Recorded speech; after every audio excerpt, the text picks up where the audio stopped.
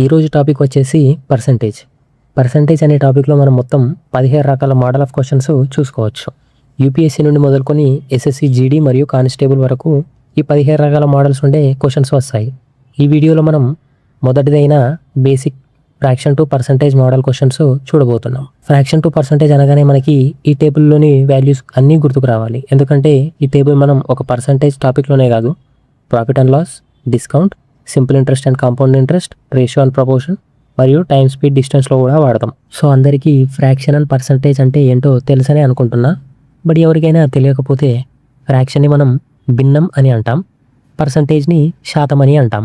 ఇక్కడ ఈ టేబుల్ని చూసుకుంటే 1/1 అంటే 100/1 అని అర్థం. సో 100/1 100%, 1/2 అంటే 100/2 50%, 1/3 అంటే 100/3 33.33%. దాన్నే మనం 33 into 1/3% అని కూడా రాసుకుంటాం. 1/4 అంటే 100/4 25%. సో ఇక్కడ వచ్చిన వాల్యూస్ అన్నీ ఇలాగే చేసినాయి. బట్ వీటిని మీరు మీ వేల పైన గుర్తుంచుకోవాలి, చూడగానే చెప్పే విధంగా ఉండాలి. ఈ వాల్యూస్ మీకు చాలా టాపిక్స్లో ఇంపార్టెంట్ అండ్ రిపీట్ అవుతూ ఉంటాయి. సో ఈ వాల్యూస్ అన్నీ మీరు మెమరైజ్ చేసుకోవాలి. ఇక క్వశ్చన్స్లోకి వెళ్తే ఈ టాపిక్లో ఫస్ట్ క్వశ్చన్ వచ్చేసి what is the percentage equivalent of fraction 4/5. అంటే మనకు భిన్నం ఇచ్చిండు 4/5, దాని శాతం అడుగుతుండో. మనకి 4/5కి సపరేట్ శాతం ఏం లేదు. బట్ మనం 4/5ని ఎలా రాసుకోవచ్చు అంటే ఇట్లా 1/5 into 4 అని రాసుకోవచ్చు. ఎందుకంటే 1/5 into 4 అన్నా 4/5 అన్నా రెండు సేమే. సో 1/5 into 4, మనకు 1/5కి శాతం ఉంది ఎంత, 20%. ఈ 20% మనం ఏం చేయాలా, ఇంటూ 4 చేయాలా. So 20% into 4 80%. ఆన్సర్ శాతం 80%. సెకండ్ క్వశ్చన్ ఏమంటుందంటే మనకి భిన్నం 5/6 ఇచ్చిండు, తను శాతం అడుగుతుండు. సో 5/6 అనే దానికి మనకి సపరేట్ శాతం ఏం లేదు. సేమ్ ఇంతకుముందు క్వశ్చన్ లెక్కనే మనం 5/6ని ఎట్లా రాసుకోవచ్చు అంటే 1/6 into 5 అని రాసుకోవచ్చు. 1/6కి మనకు శాతం ఎంత ఉంది, 16.67 ఉంది. దానికి మనం ఇంటూ 5 చేయాలి. 16.67 into 5 చేయాలి. చేస్తే మనకు వచ్చే ఆన్సర్ ఎంత, 83.33%. ఇది ఆన్సర్ శాతం. థర్డ్ క్వశ్చన్ చూసుకుంటే ఏ వాల్యూ ఇంక్రీజ్డ్ బై ఫ్యాక్టర్ 9/4. అంటే భిన్నం 9/4 ఇంక్రీజ్ అయింది. What is the percentage increase relative to original value. అంటే శాతం ఒరిజినల్ వాల్యూ స్టార్టింగ్ వాల్యూ ఉంటుంది కదా, నిజమైన వాల్యూ, దాంతో పోల్చుకుంటే శాతం ఎంత పర్సంటేజ్ ఇంక్రీజ్ అయిందని అంటుండ్రు.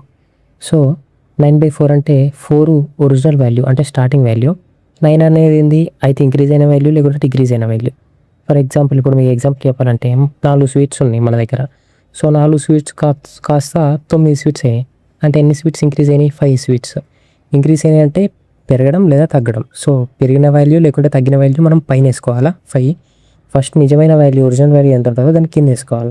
పర్సంటేజ్ రావాలంటే ఇంటూ 100 చేయాలి. సో 5/4 into 100 125% వచ్చింది. అంటే first original value, original chocolates ఉంటాయి కదా, ముందు ఉండే చాక్లెట్స్ ఉంటాయి కదా, దానికన్నా 125% చాక్లెట్స్ ఇంక్రీజ్ అయినాయి. ఇప్పుడు ముందు వాల్యూ కన్నా 125% ఇంక్రీజ్ అయినాయి. In a competitive exam A student calculated 37.5% of a number. This is equal to multiply the number by which fraction. అంటే ఒక ఎగ్జామ్లో ఒక స్టూడెంట్ 37.5% అంటే శాతం తెచ్చుకుండు. ఆయనకు ఆ శాతం కాస్త భిన్నం రూపంలో కావాలి. అది ఎంత భిన్నం రూపంలో వస్తుందని అడుగుతుండు. ఇప్పుడు 12 3s 36, కానీ 12.53s 37. 12.5కి మనకు భిన్నం ఉంది ఎంత, 1/8. సో 12.5 into 3 అన్నట్టు 1/8 into 3 చేస్తే మనకు ఆన్సర్ ఎంత వస్తుంది, 3/8 వస్తుంది. సో 37.5 శాతానికి మనకు భిన్నం ఎంత వస్తుంది, 3/8 వస్తుంది. Last question, A man spend 5/12 of his salary on rent. What percentage of his salary remains for other expenses.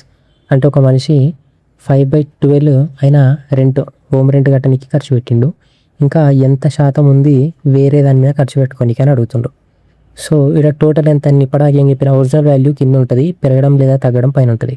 మొత్తం 12 పార్ట్లు ఉంటే 5 పార్ట్లు ఖర్చు పెట్టిండు ఆయన. మొత్తం 12 పార్ట్లు ఉన్నాయి. అందులో రెంట్కి ఎంత ఖర్చు పెట్టిండు, 5 పార్ట్లు ఖర్చు పెట్టిండు. ఇంకెన్ని పార్ట్లు మిగిలి ఉన్నాయి, 7 పార్ట్లు మిగిలి ఉన్నాయి. సో 7/12. మొత్తం 12 పార్ట్స్లో 5/12 ఖర్చు పెట్టింది కదా, మిగిలింది 7/12. నేను ఫస్ట్ క్వశ్చన్లో ఏమని చెప్పిన, ఇలాంటివి వస్తే వీటికి శాతాలు ఉన్నాయని చెప్పిన. 7/12కి మనకు సపరేట్ శాతం ఏం లేదు. బట్ 7/12ని మనం ఎలా రాసుకోవచ్చు, 1/12 into 7 అని రాసుకోవచ్చు.